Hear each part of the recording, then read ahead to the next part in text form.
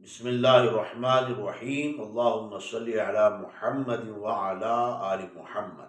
ناظرین کرام، یہ ایک حقیقت ہے کہ کوئی بھی چیز، کھانے پینے کی چیزیں جب تک وہ تازہ رہتی ہیں، صاف شفاف رہتی ہیں، تو ان سے خوشبو آتی ہے، انہیں کھانے کو دل چاہتا ہے۔ لیکن وہ کھانے پینے کی چیزیں جب خراب ہو جاتی ہیں تو پھر وہاں سے بدبو آنا شروع ہو جاتی ہے، وہاں کیڑے پڑنا شروع ہو جاتے ہیں۔ یہی مثال انسانی معاشرے کی ہے۔ انسانی معاشرہ جب تک صاف رہتا ہے، وہاں دینداری ہوتی ہے، وہاں نیک لوگ رہتے ہیں، صاف دل رہتے ہیں، اچھے لوگ رہتے ہیں۔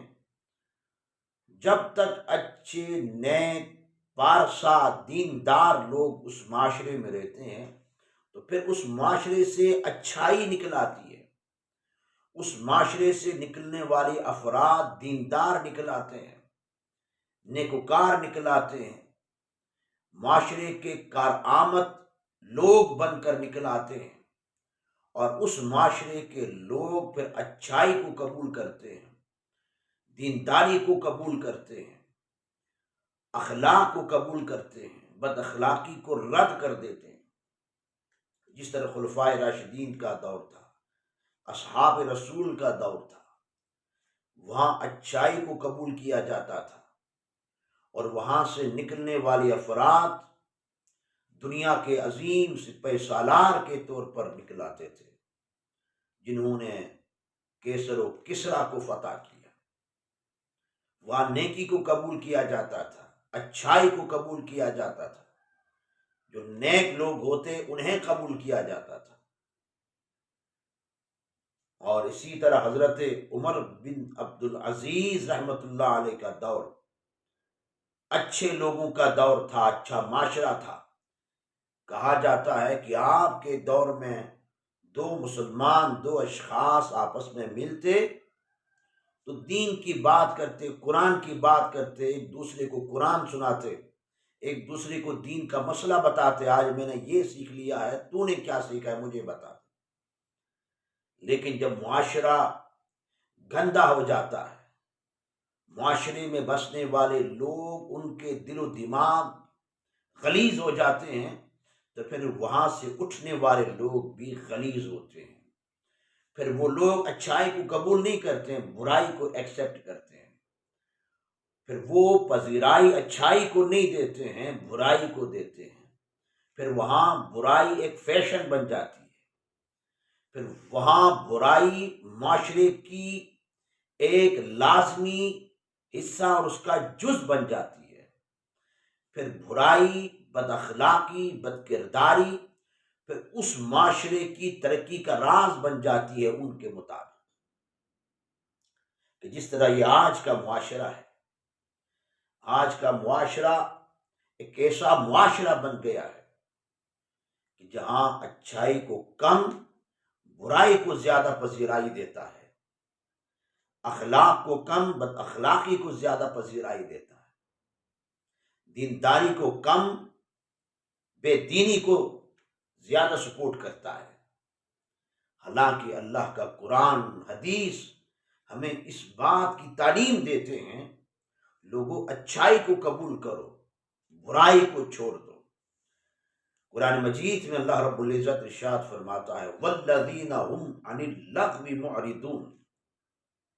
اہل ایمان کی صفت بیان کرتے ہوئے اللہ نے فرمایا کہ جو اہل ایمان ہیں، والذین هم عن اللغو معرضون، جو لغو چیزیں ہوتی ہیں انہیں وہ چھوڑ دیتے ہیں، اس میں پڑھتے ہی نہیں ہیں۔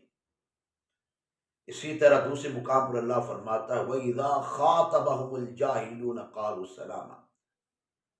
فرمایا میرے بندے وَعِبَادُ الرَّحْمَنِ يَمْشُونَ عَلَى الْأَرْضِ هَوْنًا وَإِذَا خَاطَبَهُمُ الْجَاهِلُونَ قَالُوا سَلَامًا۔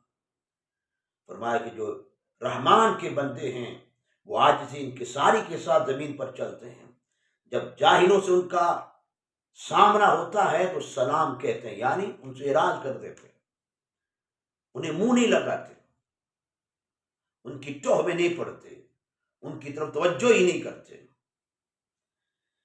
اسی طرح آقا دو جہاں صلی اللہ علیہ وسلم نے فرمایا کہ کسی شخص کے اسلام کی خوبی ہے،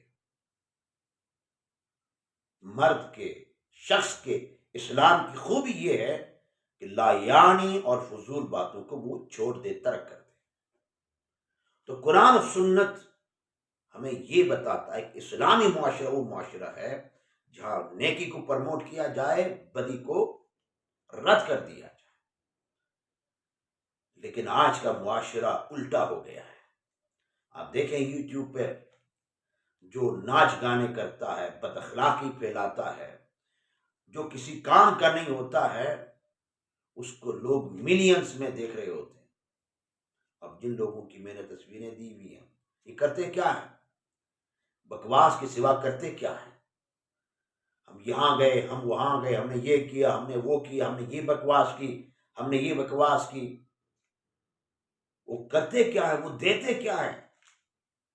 لیکن آپ ان کے یوٹیوب میں جا کر دیکھیں، ملینز میں ان کے سبسکرائبر ہیں، ملینز میں 20 25 لاکھ لوگوں نے سبسکرائب کیا، یعنی 25 30 60 لوگ ان کے ساتھ جڑے ہوئے ہیں۔ سبسکرائب کا معنی کیا ہے؟ جڑے رہنا، ان کے ساتھ جڑے ہوئے ہیں۔ ان کی ویڈیوز بھی ملینز میں لوگ دیکھتے ہیں۔ اور اگر کوئی دیندار دین کی بات کرے تو چند لوگوں کے سوا کوئی دیکھتا ہی نہیں ہے۔ دیکھیں اسلامی چینلز کو اٹھا کر دیکھیں اور یہ بےہودہ چینل اٹھا کر دیکھیں، آپ کو پلک پتہ چل جائے گا۔ تو مقصد کیا ہے؟